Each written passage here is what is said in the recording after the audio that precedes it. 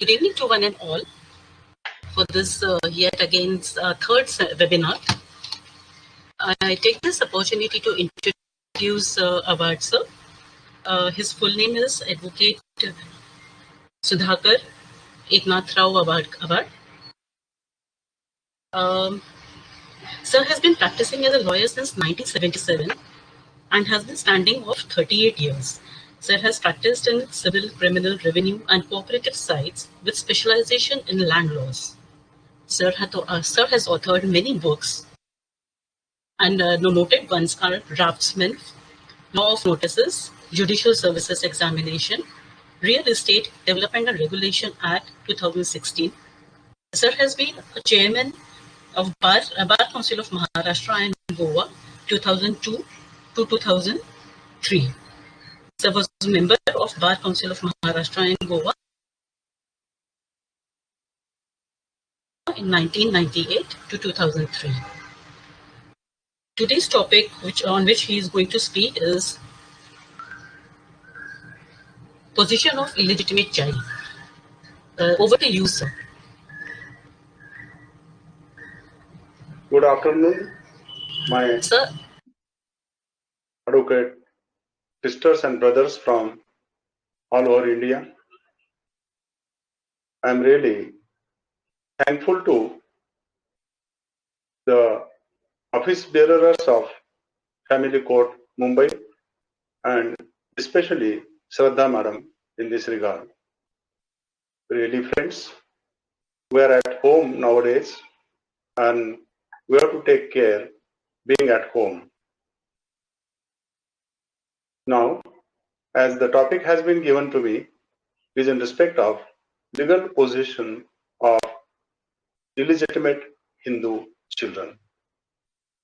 This issue presently is pending before the Supreme Court of India for a decision by a full bench on reference in the case of Ravan Siddhappa versus Mallikarjun, and the issue has been referred to the larger bench in the year 211 only. Till today, there is no hearing in this regard and issue is pending before the Supreme Court. Before we come to various decisions and the present legal position, let us see what was the law in this regard during ancient period. What was the textual Hindu law in this regard? The textual Hindu law, as friends, all of us we understand, was and had been a personal law. Hindu personal law, it has been enshrined in the Vedas, Puranas, Upanishads, customs and commentaries. As per the personal laws of Hindu, the position of an illegitimate child was such a child and its legal position was not recognized. Such a child had no rights in respect of Hindu joint family. This especially was so because in those days the proprietary matters amongst Hindus were regulated by the Hindu law as provided in Vedas, provided in Shrutis. If we read Manusmriti and some part thereof, then we'll realize that the status of illegitimate child was of such a nature whereby he had or she had right to maintenance only from his or her father and mother. However, the law has been changed since independence. After independence, the government of India had constituted a committee called as the Hindu Code Bill Committee. The purpose of the Hindu Code Bill Committee was to codify the textual Hindu law so as to provide for proper legislation in this behalf in clear terms. The Hindu Code Bill Committee was acting under the chairmanship of jurist B.N. Rao. He was great constitutional jurist and afterwards became the judge in the International Court of Justice. Under his chairmanship, codification started, but because of the political aspects and resistance from the Hindu community, such codification could not be completed. Instead of making Hindu law as a single law, it was provided that instead of comprehensive law, it was decided that there should be piecemeal legislation. And such a piecemeal legislation took place in the form of 4 laws, as friends we understand. Firstly, the Hindu Marriage Act of 1955, the Hindu Succession Act of 1956, the Hindu Minority and Guardianship Act of 1956, and the Hindu Adoption and Maintenance Act of 1956. All of us we know that by these 4 legislation, what has been done is only 4 branches they have been codified. Only marriage laws, succession laws, adoption and maintenance laws, the provisions in respect of Minority and Guardianship Act, they have been codified. Rest of the law is not codified. It is to be found, and that is to be borrowed from the textual law only. How it is so borrowed, we'll discuss under Hindu Marriage Act and especially section 4 thereof.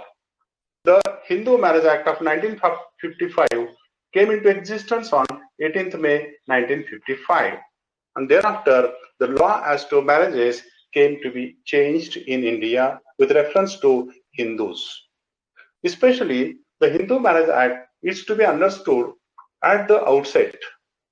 At the outset, we have to understand section 3 and section 4 thereof. Let us friends see few definitions from this act. To understand this law properly, to understand its different aspects, let us see few definitions. Few definitions they provided in this connection that firstly, agnate, cognate, full blood, half blood, uterine blood, related, and an heir. To understand such few aspects, first let us see who are agnates. In respect of succession matters and in respect of marriage issues, it is necessary to understand these different definitions. Especially in section 5 of the Marriage Act, it is provided that they shall not be subpindas of each other. They shall not be so related within the prohibited degrees. Otherwise, we know the consequence thereof. We know such a marriage becomes void under section 11 of this act. And therefore, let us see this definition at the outset. Without entering into the arena of today's subject, let us see what is this issue as to this aspect of these few definitions. The term agnate has got a simple meaning. The term agnate means such heirs, such persons who are so related, having relationship or descending from the same common ancestor through male relationship only without any female intervention. While cognates are those heirs or those relations who have been descending from the common ancestor, but through the intervention of the female, that is the blood relationship which is not wholly through male only. That is cognate relationship. Then there is full blood relationship. Full blood relationship means such a relationship wherein there is a common ancestor and such common ancestor and his wife, such children begotten from them, they are said to be from and having full blood, like real brothers, real sisters. So same father, same mother, and therefore they are said to be real relations called as full blood. However, there is a half a blood relationship. Half a blood relationship means there is same father, but there are more wives, and such children of more wives from the same father, they are related to each other by this relationship as to half blood, as we call in Hindi as Sautele Bhai, Sautele Bhai. Then comes uterine relationship. This is a special form of relationship wherein there is the same woman, there is the same mother, and there are more husbands. And she had begotten children from different husbands at different times. For instance, a woman was married to a man, she begot a child, a son. Thereafter, there was a divorce or the death of her first husband. Then she married to second husband, and therefrom she got another son or a daughter. Then these two from the same woman but from different husbands, they're called as uterine relationship. And lastly, the word related. The term related as defined in section 3 of this act means such a relationship through legitimate kinship. Then such issues, they are answered accordingly. In this law, there is very interesting provision made in section 4. This section 4 is almost common in all the 4 legislations just now we have discussed. Just now we have said in these 4 laws, the modification has been done, codification has been done, changes have been made, and they are statutory changes. Such statutory or codified changes, they provide in section 4. Section 4 is very vital, friends. Whenever you take up for reading or discussion any of these 4 laws, never forget to read section 3 and section 4. Section 3 provides for definitions, while section 4 provides for the overriding effect of these 4 laws. That is how thousands year old Hindu textual law is on one side, and these 4 pieces of legislation are on the other side. This other side law, it overrides the ancient textual law which stood the test of the time for thousands of years.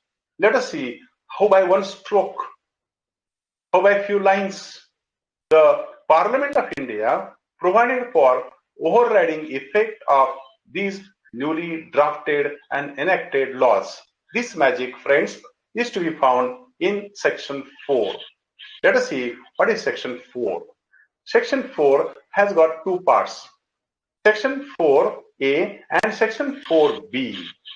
Let us see what is section 4A and B. Section 4A, it provides that any rule, any text, or any interpretation of Hindu law, or any custom or usage of Hindu law having or being in force immediately before commencement of this act shall cease to exist insofar as there is provision made in this act. What it means we'll discuss. While subclause B says that provisions in any other law shall cease to apply to Hindus insofar as they are inconsistent with the provisions of this act. Let us see the magical words used by the Parliament very precisely. Section 4A provides for the relationship between earlier Hindu law and this statutory Hindu law. The earlier Hindu law, it did consist in 5 aspects. Firstly, any usage or any custom or any rule or any interpretation or any text of Hindu law. Therefore, that is all. Hindu law or ancient Hindu law, it could be in either of 5 things, these 5 elements. And therefore, it is said that Hindu law contain in all these 5 aspects, it now shall cease to apply to Hindus. When? Not always, not all those textual laws, to the extent that there is a provision made in this act to that effect. Therefore, if it is so provided in this act, then earlier law shall not be applicable. It shall cease to apply. It shall cease to apply to the Hindus to that effect. This application of law to the Hindus is regulated now by section 4A. While section 4B has different aspect. Section 4B, it has different aspect in as much as section 4B now provides that any provisions in any other law. So section 4 related to only section 4A related to provisions in Hindu law. While section 4B now relates to provisions in any other law. So provisions in any other law, they shall cease to apply to Hindus. Let us see the difference between these two Caesar. In the first instance, it is said such provisions in Hindu law shall cease to exist. But in the second part, it is said they shall cease to apply to Hindus. Let us try to understand the scope of subclause A and subclause B. In respect of subclause A, we understand that in subclause A, what happens? Such any text, any rule, any interpretation, any custom or usage, it ceases to exist. Whenever there is express provision made in this act, such earlier law ceases to exist. That is not in existence anymore. However, in respect of subclause B, this does not happen. In respect of subclause B, that ceases to apply. Law is in existence. That law is already in existence. That will apply to other religions, but that will not apply to Hindus. So, it being in existence, application is restricted in respect of Hindus insofar as provision is made in this act to that effect. Once this is done, then we come to the next part. The next part is in respect of now the present aspect with reference to illegitimate children or today's subject. So this was just a background to understand it. And to understand today's subject, we have to also understand what is provided in this law, in this regard, in Succession Act. Say friends, in Succession Act you will find a little different story.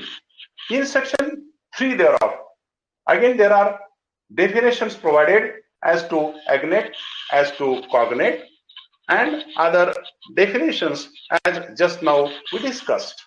And the last definition is provided in section 3, subclause J thereof. And in subclause J thereof, they provide for the definition of such related. Person so related means there is a relationship arising out of legitimate kinship. And below that, there is a provision made. I presume that everybody is hearing properly. Then the issue arises in this connection. Below section 3(1)J, there is explanation provided, and that is with reference to illegitimate children position under Hindu Succession Act. Apparently, there is a contradiction between Hindu Marriage Act and Hindu Succession Act. Hindu Marriage Act is differently stating such position, and Hindu Succession Act is stating this position with little difference. Let us see the difference first. This explanation below, section 31J says that in case of Hindu Succession Act, section 31J, that in case of an illegitimate child, he will succeed to his mother, and such child and his other relations, means his brother, etc., they will be heirs of one another, but they will not succeed to others. So let us first understand what Hindu Succession Act has laid down. As per section 31J, Hindu Succession Act specifically says in case of an illegitimate child, he will succeed only to his mother or her mother and not to others. They will not succeed to other relations. They will not inherit property from other relations. However, in case of Hindu Marriage Act, there is a different story to understand. And to understand this different story, we have to now go to section 16 of the Hindu Marriage Act. Section 16 of Hindu Marriage Act is divided into three parts: section 16.1, section 16.2, and section 16.3. To understand section 16.1, section 16.2, and section 16.3, we have to understand the consequences. Yes. I hope that everybody is listening me properly. Shraddha madam, everybody is listening me properly. Hello? Hello? Yes, sir, you carry on. Okay. So, in the Hello? first instance, yes, I'll carry on. In first instance, we have to understand section 5. Section 5 of the Hindu Marriage Act of 1955, it provides for essentials of a valid Hindu marriage. There are 5 essentials. Previously, there were 6. By marriage amendments of 1976, now there are only 5 amendments left, 5 provisions left. To be a valid Hindu marriage, first, there must be no spouse living. Secondly, there must be valid discharge of consent. ABC 3 clauses are given. Then thirdly, they must attain that age of marriage. And fourthly, they must not be subindas of each other. And fifthly, they shall not be within prohibited degrees of relationship. Therefore, section 5 provides for essential conditions for a valid Hindu marriage. Once these essential conditions of valid Hindu marriage are prescribed, then other laws are applicable. In case of a relationship arising out of marriage, that will be regulated. In respect of death of the parties, then heirs will be inheriting the property as per the provisions of the Hindu Succession Act of 1956. However, the difficulty arises that if conditions are not fulfilled, marriage has been performed, the ceremony is having undergone. However, the marriage is not validly performed, means the parties, either of the party is having the spouse living. Either earlier husband or wife is alive, irrespective of that, he or she enters into a second marriage. This is called as a bigamous marriage, we understand. Then out of this marriage, if a child is born, what shall happen? What shall happen to such a marriage? And then we understand it has been declared under section 11. If any marriage has been solemnized, which is in contravention of subclause 1 or 3 or 4 or 5, then such marriage becomes void. What are such 3 causes? First is what? If such marriage is in contravention of 3 things, firstly, it is spouse is alive, or there is a subinda relationship, or they are within prohibited degrees of relationship, then marriage will become void. If marriage becomes void means what? Under section 11, if marriage becomes void, then such marriage is null and void. It is void ab initio. When that has been so performed, since then the marriage is void. If out of such void marriage, child is born, what shall happen? Or marriage is voidable under section 12. Marriage becomes voidable under section 12, subject to those conditions stated in section 12. And voidable means this is not a void ab initio, but if either party at whose option the marriage is so voidable may seek a declaration from the court for that marriage be annulled because of these contingencies as stated in section 12. In the meanwhile, there was a child born. Then what shall happen to such a child? One of the Western philosophers has said, the question of illegitimacy, it does not arise. It is not in respect of illegitimate child. He has very precisely said that is, it is in respect of illegitimate parents and an innocent child. So children are not innocent, children are not illegitimate, parents are illegitimate, and the children are innocent. And therefore, so as to protect such innocent children, almost all countries in the world, they have made their own laws. Similarly, in India, we have made our law, that is, law in the form of section 16.1, section 16.2, section 16.3. Let us see what is section 16.1, section 16.2, and section 16.3. I will ask Shraddha Madam to refer to those sections with reference to PPT point presentation, please. So you will find there are three aspects in section 16.1, section 16.2, and section 16.3.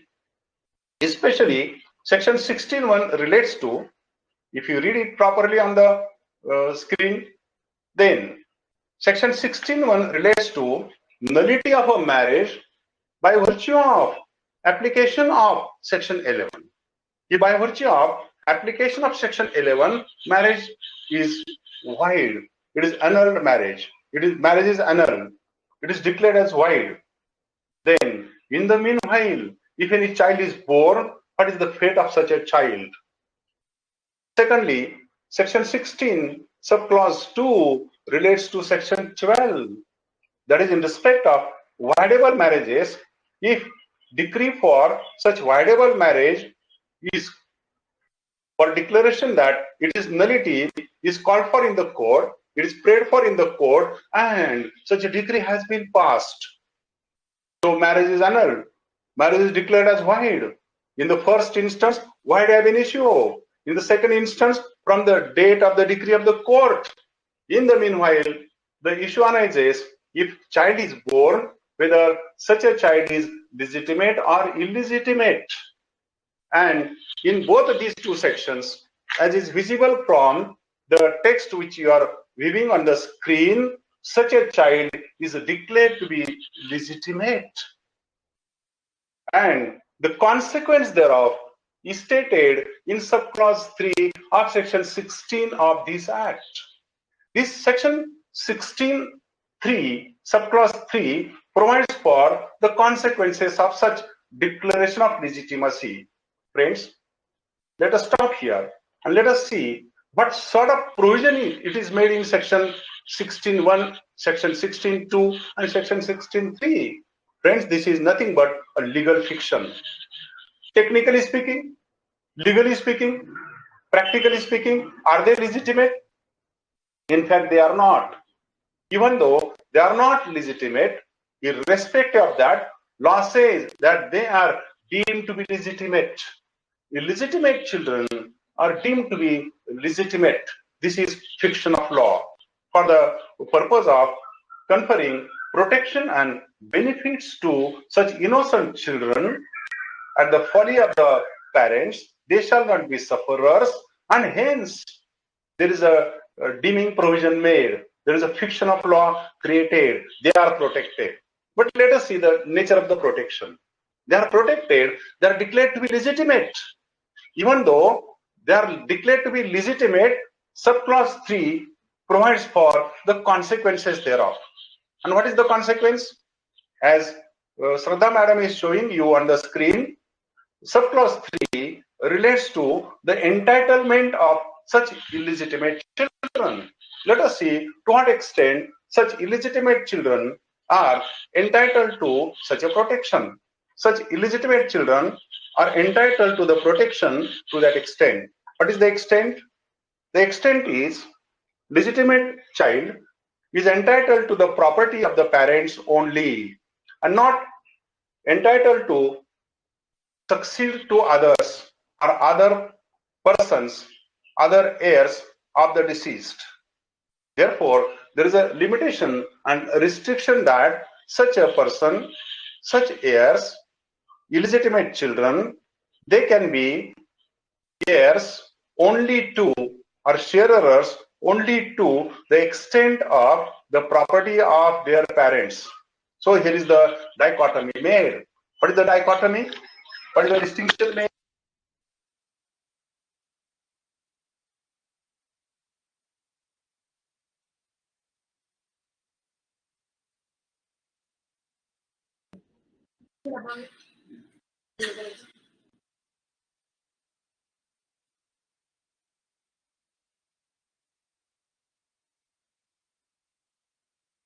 Rohan, are you there online?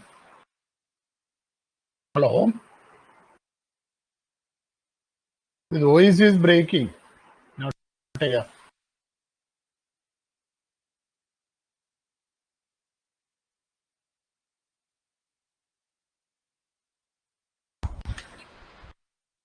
Hello.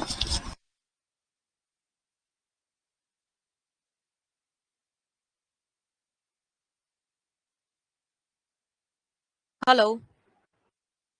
Siddha? Sir, let me see. Let me check. Wait.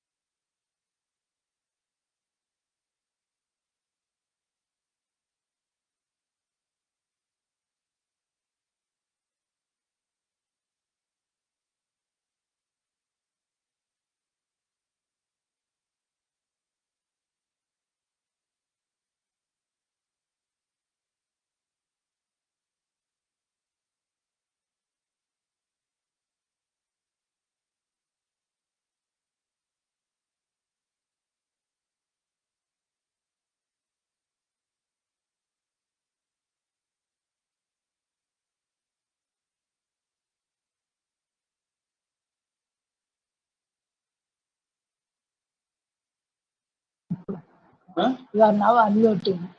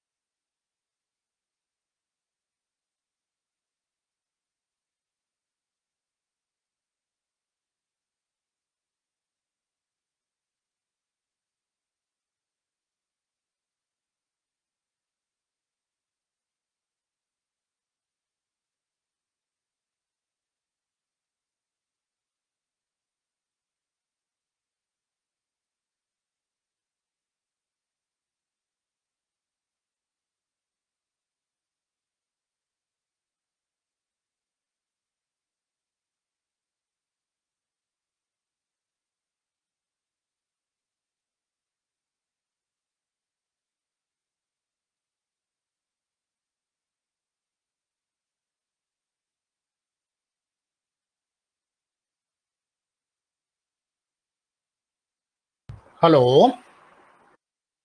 Hello.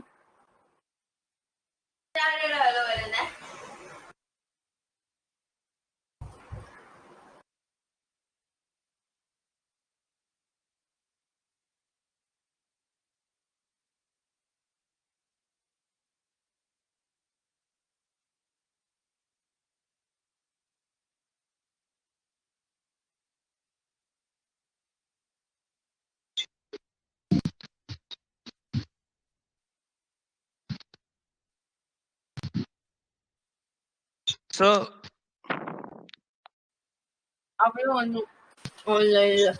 Hello. hello. Rahul. Yeah, just a minute. Um, uh, Avhad sir, please, yeah, share your camera. Yeah. So, your voice, your mic, I think you are on mute, sir. No. Okay. Yeah, you are audible now, sir. Okay. May I start now, please? Thank you. So, friends, Radha madam, it is all right now? Yeah, she's joining back, sir, in 2 minutes. Rahul, just allow me to share the presentation, please. Yeah, sure, ma'am. Yeah, thanks.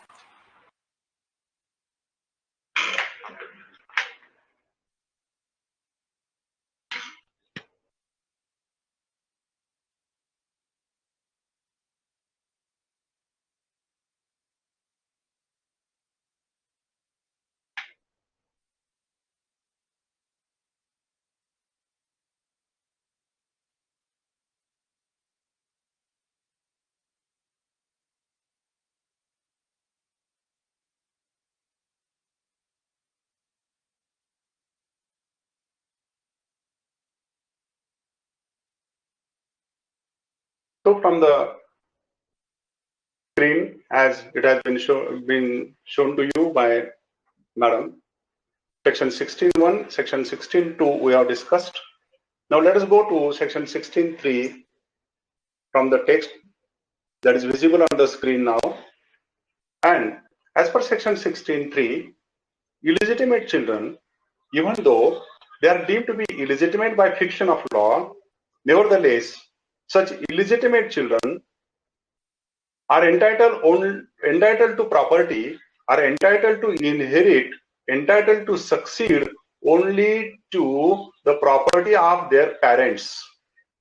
And therefore, they are entitled to such limited, restricted property is the provision made in this behalf. This term property, as visible in section 16.3, was the cause of further litigation and uncertainty. This issue had been before the Supreme Court. Let us see, friends. Let us see where is the discrepancy.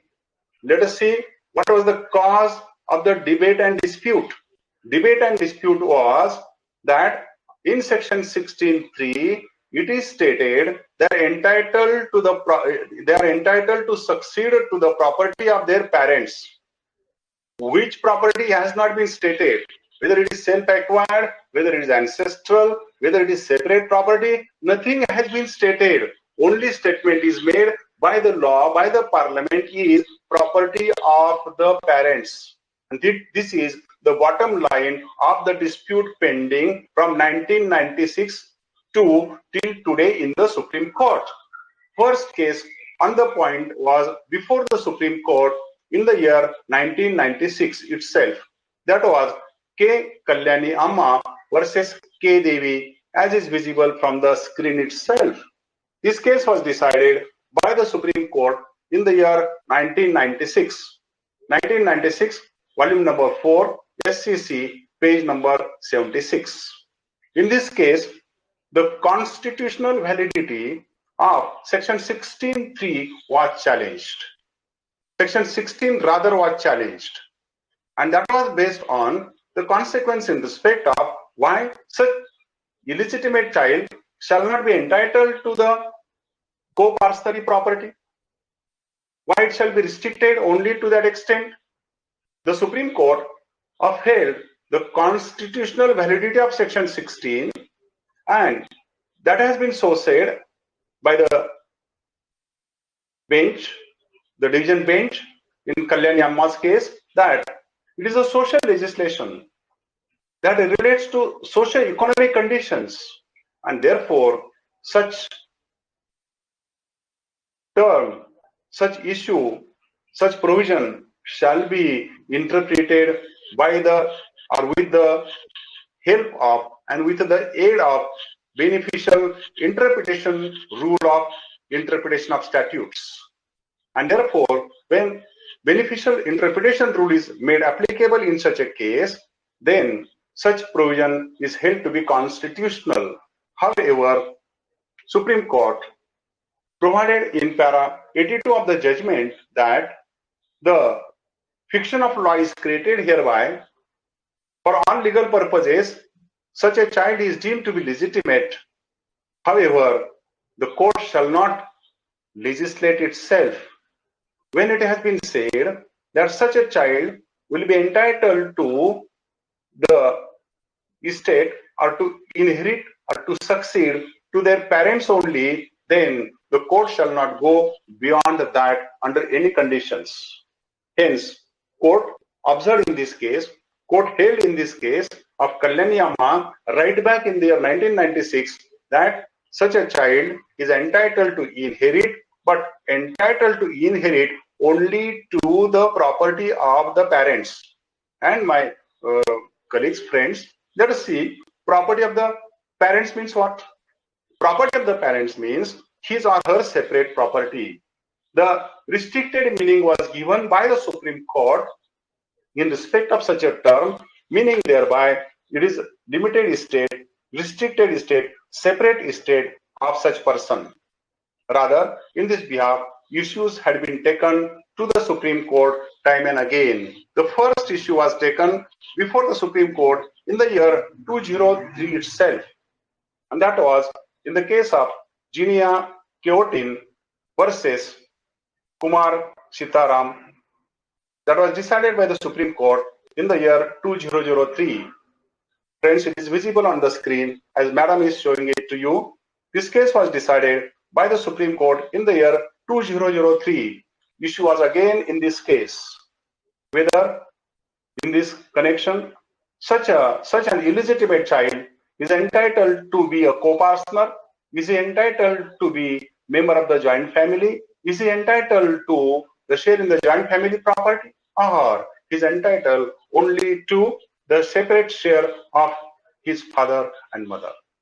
It has been so held by the Supreme Court that such a child is not a co-partner, such a child is not entitled to the member of the Hindu joint family, not entitled to the Hindu joint family property, but is entitled only to the share in parents' property, father's share, or at the most mother's share.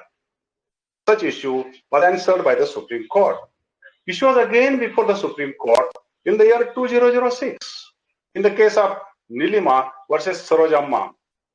In the year 2006, when the issue had been to the Supreme Court in this regard, the Supreme Court followed its earlier decision in Kalyani Amma.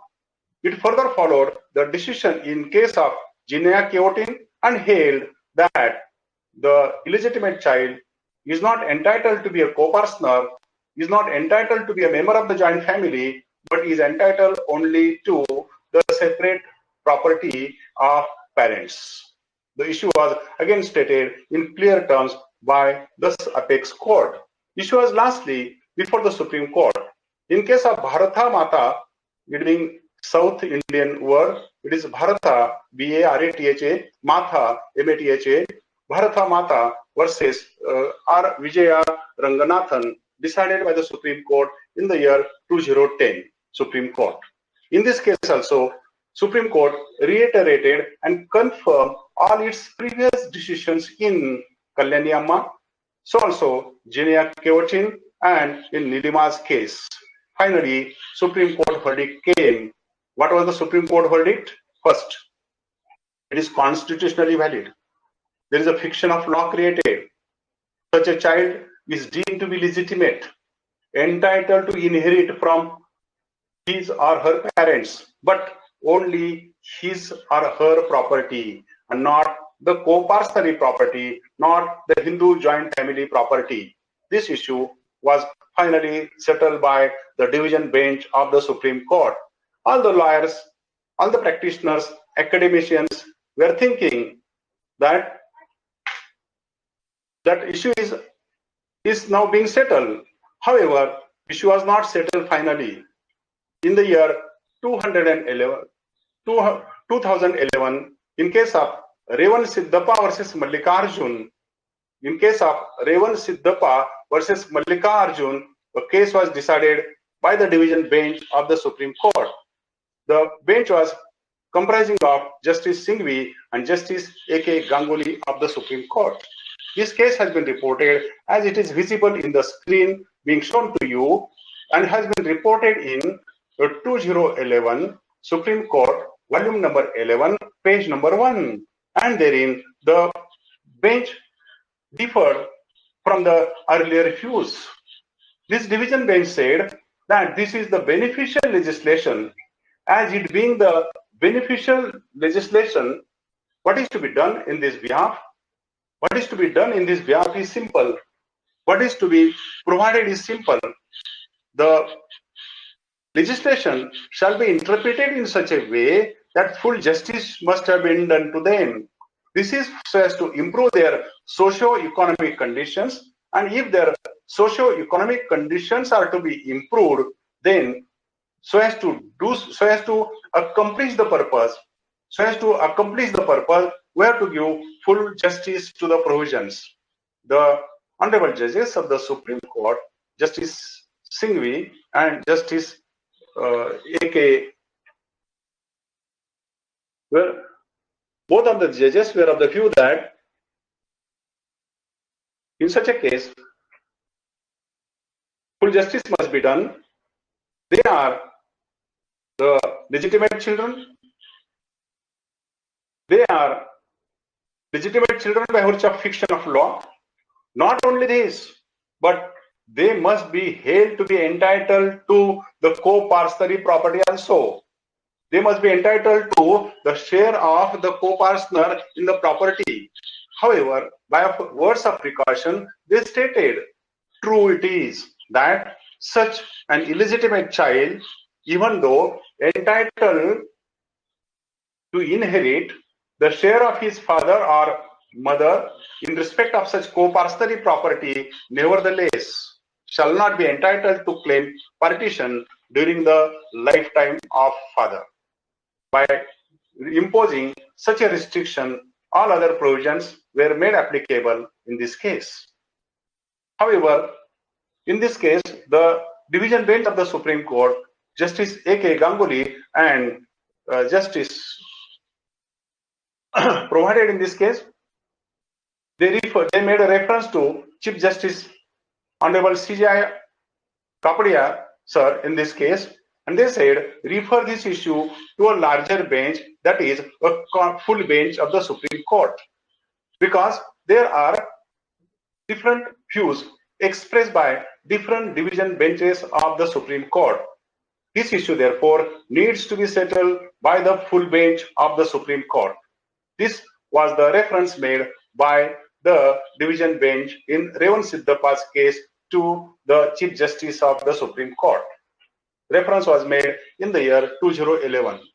However, from 2011 till 2019, there was no such issue has been decided by the full bench of the Supreme Court.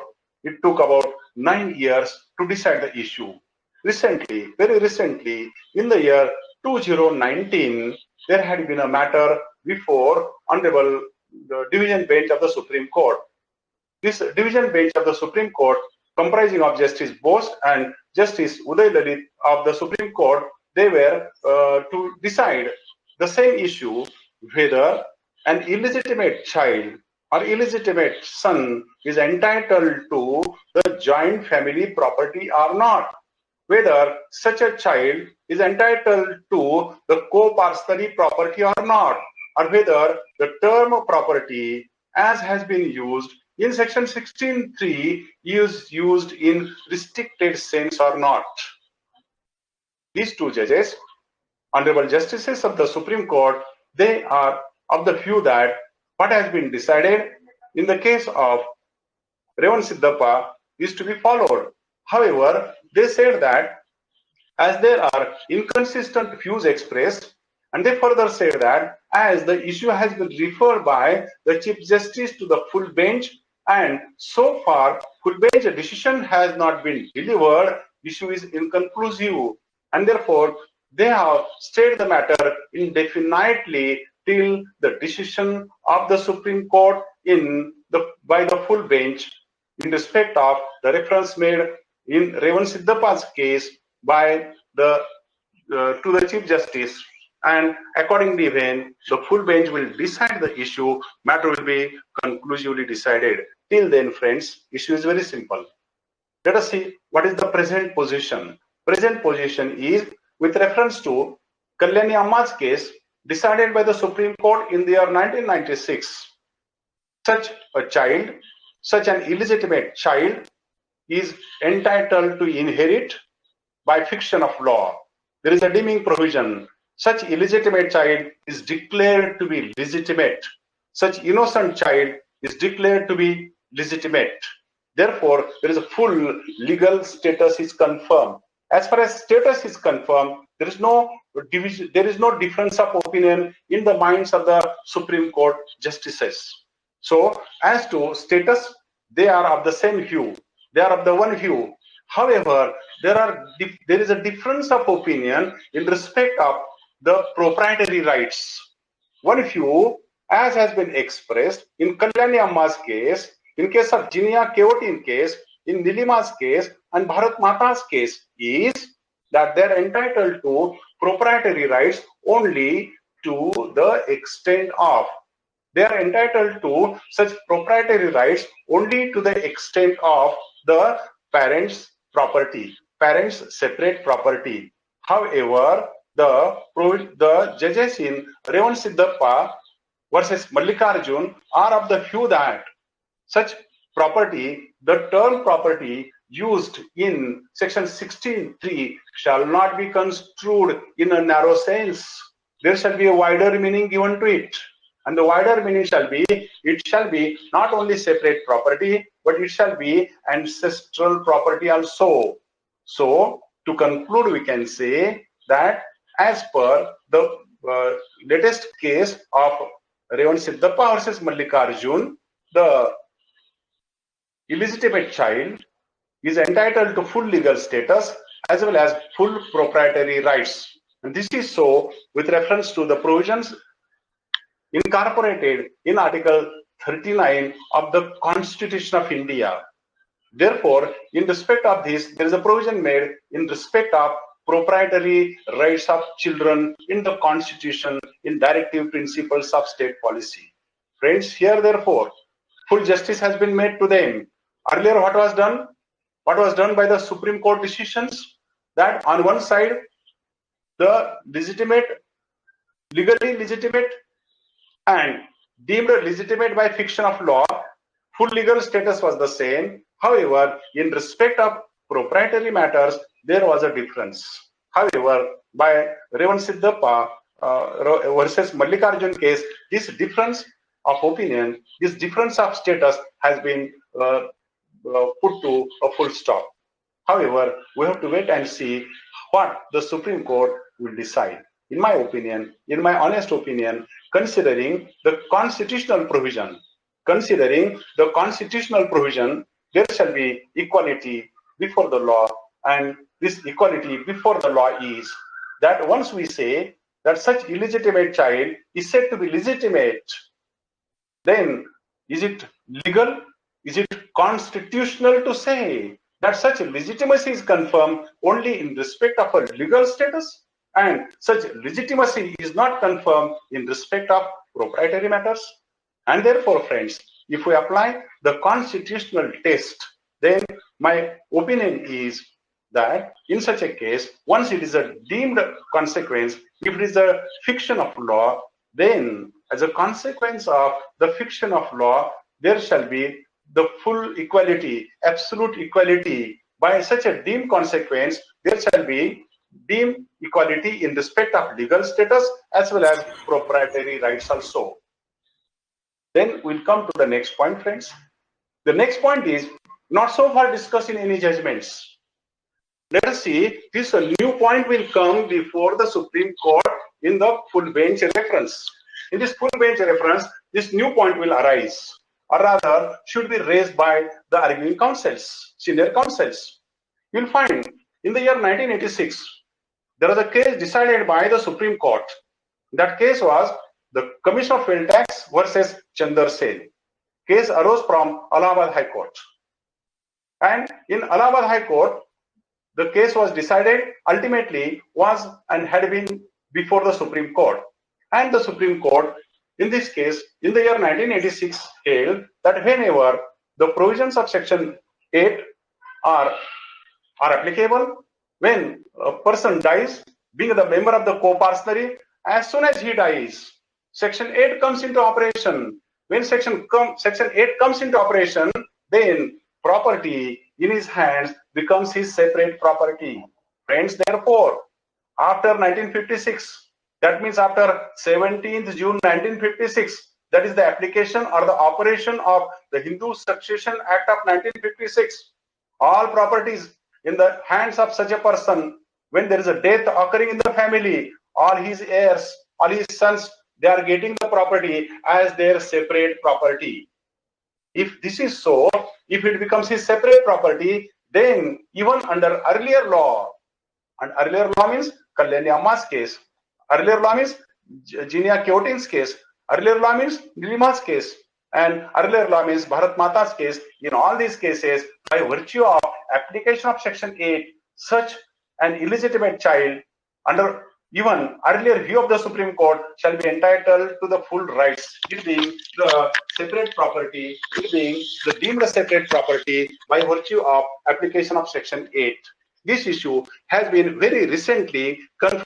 So the last point to be discussed, sorry for the interruption, it was for the net correction. We resume it now. So the last point remains here, that whenever there is application of Section 8 of the Hindu Succession Act, as soon as there is a death after 17 June 1956, then the property in the hands of the heirs, it becomes the separate property, and as soon as it becomes a separate property, the heirs, they are entitled to it as a separate property and absolute owners thereof. As soon as they become absolute owners, the heirs are entitled in their own capacity. Hence, in case of application of Section 8 and the recent judgment of the Supreme Court in case of Rohit versus Surendra Kumar, Uttam versus Saubhag Singh, reported in 2016 Supreme Court, then the judgment delivered by Justice Nariman very clearly states that such a property in the hands of the heirs becomes a separate property.